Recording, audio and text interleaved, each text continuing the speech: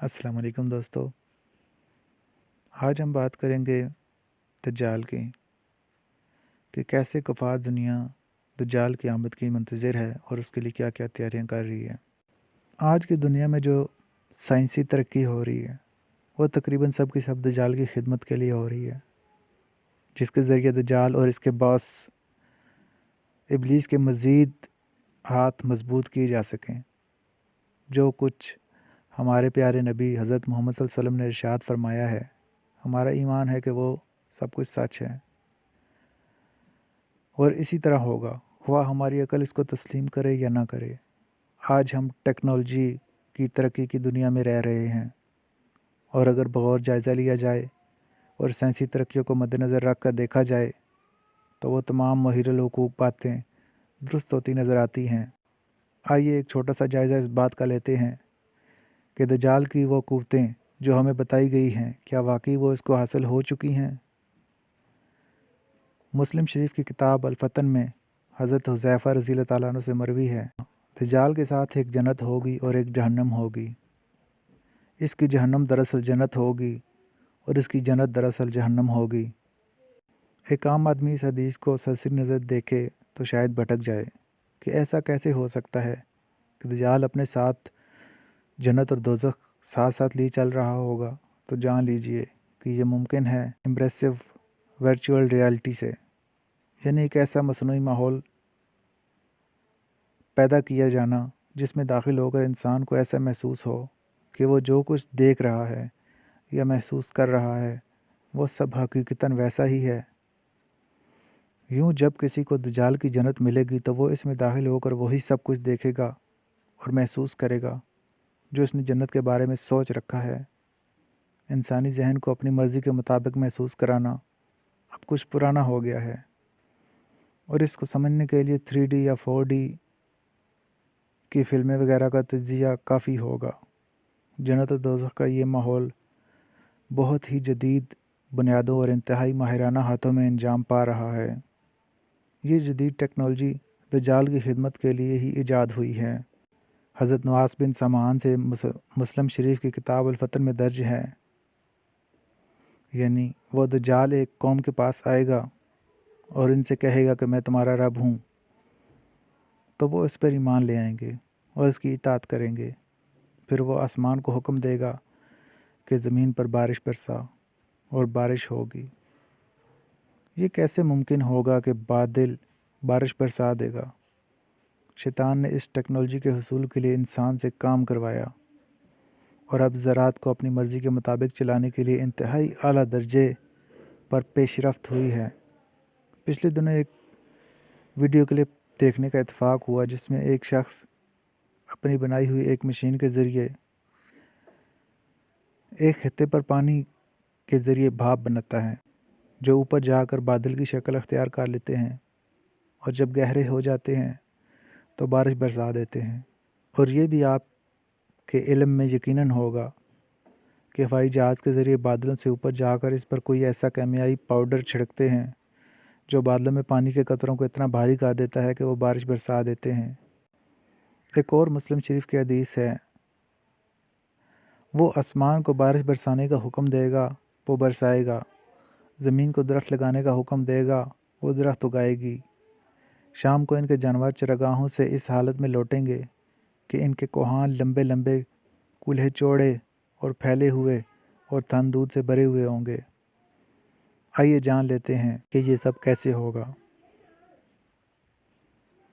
Precision agriculture और टेरा farming और टेरा डिफार्मिंग के तजुर्बात ने इंतहाई तेज़ रफ्तारी और सरत से ज़मीन से नबातात और फसलें उगाने का तज्ज़िया कामयाब बना लिया है और यही टेक्नोलॉजी दज्जाल के हाथ में आएगी तो यकीनन इसमें और भी ज़्यादा तरक्की हो चुकी होगी और जिनसे वो लहीन खुश होगा इनके लिए आन फान फसलें खड़ी कर देगा और जिनसे नाखुश होगा इनकी ज़मीन को देखते ही देखते बंजर बना देगा।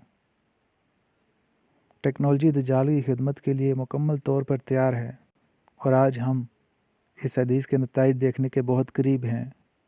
मौजूदा दौर के मगरबी ईसाई मुबल्लिग दज्जाल एंटी क्रिस्ट का तज़किरा करते हैं तो कहते हैं کہ دجال بہت زبردست مقرر ہوگا اور دنیا جہان کے ٹیلی ویژن پر آ کر تقریر کرے گا اور اپنے عیسیٰ ہونے کا جھوٹا دعویٰ کرے گا۔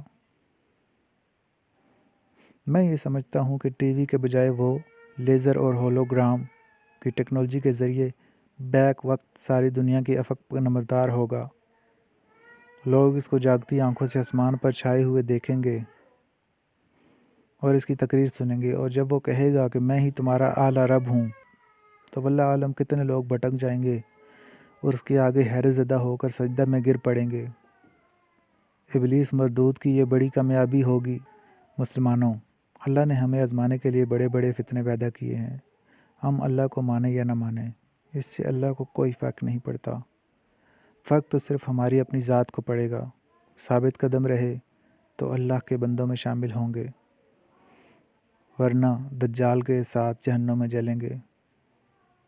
ہولوگرام تو اب ایک معمولی سی چیز بنتی جا رہی ہے، کیونکہ اس کا تجربہ تو اب ہر جگہ ہو رہا ہے، اور اس کے ذریعے آپ کسی شخص کو ہزاروں میل دور سے دیکھ سکتے ہیں اور اس کی آواز سن سکتے ہیں۔ بلاول بھٹو زرداری کا انٹرویو ہولوگرام کے ذریعے سے دکھایا گیا تھا۔ جینیٹک انجینئرنگ یعنی جینیاتی انجینئرنگ، جس میں انسانی جین کو حسب ضرورت تبدیل کر کے اپنی مرضی کی مخلوق بنا لینا، بھی کافی حد تک ترقی پا چکی ہے۔ باہر کی دنیا میں تو پیدا ہونے والے بچوں کا رنگ، ان کے جسمانی ساخت، ذہنی استعداد اور دیگر بہت ساری چیزوں کا کامیاب تجربہ ہو چکا ہے، اور اپنی مرضی کے بچے پیدا کرنے کا کام اب روبہ ترقی ہے۔ آپ جانتے ہیں کہ کلوننگ کے ذریعے کافی عرصے پہلے سائنسدانوں نے بھیڑ کا بچہ مصنوعی طریقوں سے پیدا کر لیا تھا۔ کریونکس نام کی ٹیکنالوجی کے ذریعے زندگی کو ہمیشہ ہمیشہ قائم رکھنے کے لیے کام ہو رہا ہے۔ اس ٹیکنالوجی کی مدد کے ساتھ جانوروں کو محدوم ہوئی نسل کو دوبارہ پیدا کرنے کا کام کافی زوروں پر جاری ساری ہے، اور ان کا خیال ہے کہ وہ عنقریب وہ راز جان لیں گے جس کے ذریعے انسان موت کو شکست دے اور امر ہو جائے۔ یہ یہودیوں کا خواب ہے، کیونکہ وہ موت کے اوپر قابو پانا چاہتے ہیں۔ ریجنریٹو میڈیسن اور سٹیم سیل ٹریٹمنٹ، اس کے ذریعے انسان کے مختلف اعضاء کی دوبارہ پیدائش کی جا رہی ہے۔ مثال کے طور پر ایک شخص کا کان ایک حادثے میں ختم ہو گیا، تو اس ٹیکنالوجی کی مدد سے اس کے جسم میں ہی کسی حصے پر ایک نیا کان پیدا کر لیا گیا، جو مکمل ہونے کے بعد اس کے کان کی جگہ پر لگا دیا گیا۔ آرٹیفیشل انٹیلیجنس، اس کے بارے میں تو ہم سب جانتے ہیں۔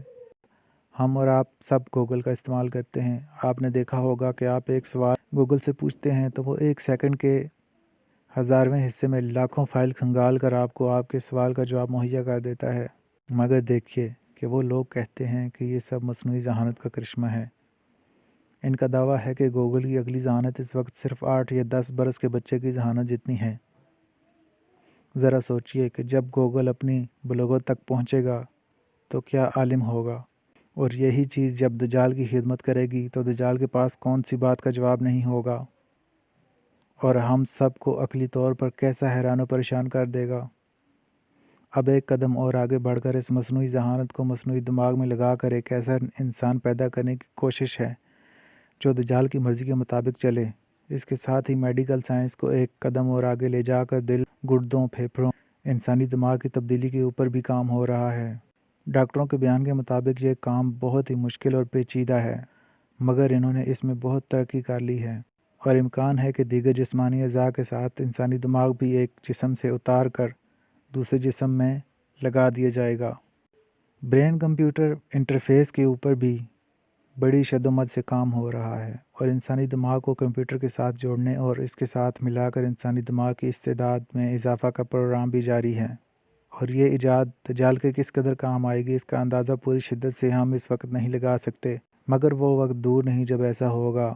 D N A digital data store ایک ایسی چیز ہے جس کے ذریعے انسانی خون میں موجود ڈی این اے کو اس قابل بنایا جائے گا کہ وہ تمام اطلاعات جو ہم آج کمپیوٹر میں جمع کرتے ہیں، وہ اس کو اپنے پاس نہ صرف یہ جمع کرے گا بلکہ بوقت ضرورت وہ انسان کے کام میں آئے گا۔ اس طرح انسان کی قابلیت میں بھی اضافہ ہوگا اور اس کے کام کرنے کی استعداد بھی بڑھے گی۔ پھر انسان ایک روبوٹ بن جائے گا اور اس کو جہاں اپنی ذہانت استعمال کرنے کی اجازت ہوگی وہاں وہ اپنے مالکوں کی دی گئی ہدایت سے روگردانی نہیں کر سکے گا، اور دجال کی مکمل تابعداری اس کے خون میں دوڑ رہی ہوگی۔ اللہ محفوظ رکھے۔ آٹومیٹڈ ٹیکنالوجی، یہ ایک ایسی ٹیکنالوجی ہے جس کے ذریعے سے تمام کام کو بغیر انسانی شمولیت کے کیا جا سکے۔ اس سلسلے میں آپ نے بغیر ڈرائیور کے چلنے والی گاڑی کا سنا ہوگا۔ ٹیسلا نامی گاڑی تو امریکہ وغیرہ میں سڑکوں پر آ گئی ہے اور استعمال میں ہے۔ گوگل کمپنی نے ایک ایسی ہی سائیکل ایجاد کی ہے جس کی سب سے بڑی خوبی یہ ہے کہ وہ گرتی نہیں، سیدھی کھڑی رہتی ہے، دھکا بھی دیں تو سیدھی ہو جاتی ہے، خود کار نظام کے تحت چلتی ہے اور جی پی ایس کے ذریعے اس کو راستے کی ہدایت ملتی ہے اور وہ اپنا راستہ بھی معلوم کرتی ہے اور رکاوٹوں اور خطرات سے بھی اپنے آپ کو بچاتی ہے۔ ڈرون کی ٹیکنالوجی بھی اس کے قبیل میں سے ایک ایجاد ہے جو انسانیت کی فلاح کے لیے بھی استعمال ہو سکتی ہے، تو اسی کو اسلحے سے لیس کر کے انسانوں کو تباہ کرنے کا کام بھی لیا جا رہا ہے۔ امید ہے کہ کل دجال کی فوج کا ایک بڑا حصہ ایسی ہی ایجادات پر مبنی ہوگا جس کے ذریعے سے وہ تباہی پھیلائے گا اور اس کی افرادی قوت محفوظ بھی رہے گی۔ آٹومیٹڈ گائیڈڈ وہیکل مستقبل کے انسان کو ڈرائیونگ کے جھنجھٹ سے نجات دے گی۔ بظاہر تو یہ ہمارے فائدے کی چیز نظر آ رہی ہے، مگر اس سے دجال کے چیلے کیا کیا کام لیں گے یہ ہم فی الوقت سوچ بھی نہیں سکتے۔ جدید ٹیکنالوجی کا یہ موضوع اس قدر طویل اور پیچیدہ ہے کہ اس کا پوری طرح احاطہ نہیں کیا جا سکتا، اس لیے کہ یہ تمام کام انتہائی رازداری کے ساتھ بہت چھپا کر کیے جا رہے ہیں اور اس کی بھنک بھی کسی کو نہیں پڑنے دی جاتی۔ بعض ایجادات تو جب آزمانے کا موقع آتا ہے تو اس کو ایک خوشنما رنگ دے کر دنیا کے سامنے پیش کر دیا جاتا ہے تاکہ دنیا اس کو استعمال کرے اور اس کے نتائج حاصل کر کے اس کی روشنی میں اس کو مزید بہتر بنایا جائے۔ امریکہ اور اسرائیل کے علاوہ یورپ کے کئی ممالک میں ان کی فوج نے ادارے قائم کیے ہوئے ہیں جو رازداری سے اپنی ریسرچ بھی کر رہے ہیں اور مختلف چیزیں ایجاد کر رہے ہیں، اور ان کی یہ مساعی صرف زمین پر ہی نہیں بلکہ فضا میں، چاند اور مریخ، بلکہ اس سے پرے کائنات کے مختلف گوشوں میں بھی یہ مصروف عمل ہیں۔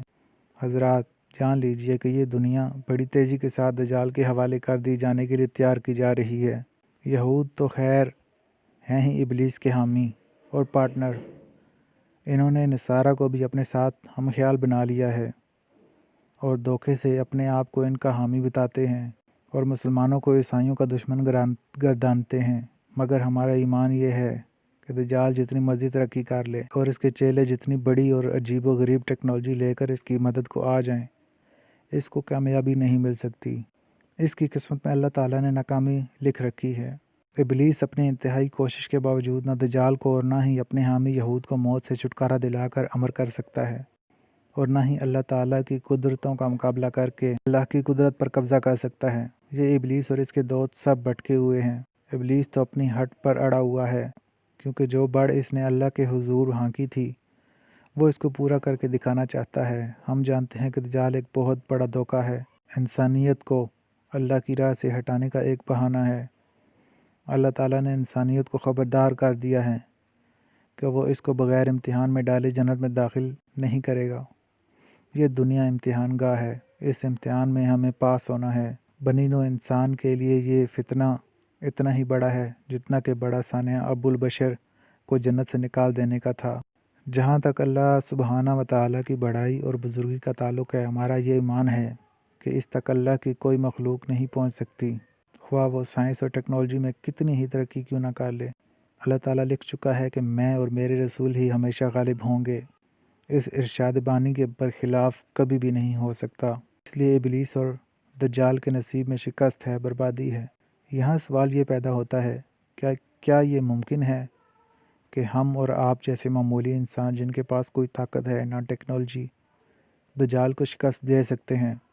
جی ہاں، میرا ایمان ہے کہ ہم دجال کو شکست دے سکتے ہیں۔